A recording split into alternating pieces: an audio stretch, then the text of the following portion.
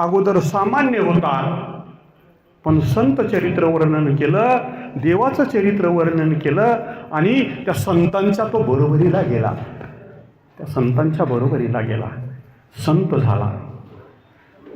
इथं लहान मोठा, वयानं बारीक वयानं मोठा हा भेद परमार्थाच्या क्षेत्रात नाही, तो प्रपंचात आहे. माऊलींनी उदाहरण दिले ज्ञानेश्वरीमध्ये. एक दिवा लावलेला होता घरामध्ये. आता लाईट आली सगळी, पण पहिल्याच्या काळात दिवे असायचे, दिवे. आणि सगळ्याच्या घरी इस्तू सुद्धा नसायचा, शेजाऱ्याच्या घरून आणावला. ही आता जुन्या आजी आहे त्यांना माहीत असेल, मी लहानपणी, बरोबर आहे ना. दुसरी ते कुठे गेलता इस्तू आणायला गेली, बरोबर आहे ना. गेला काळ तो, असा एक काळ होता. ज्ञानोबारांनी तिथला त्यावेळेचा तत्कालीन दृष्टांत दिलाय.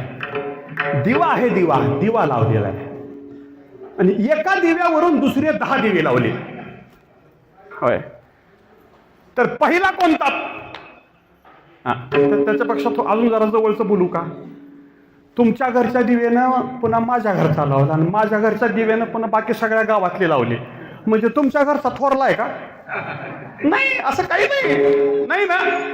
असा थोरला धाकटा तिथं भेद नाही. तसं देवाच्या दरबारात, देवाच्या दर्शनाला, देवाच्या पायाजवळ गेला की तो थोरला नाही ना, धाकटा नाही. विठाला विठाला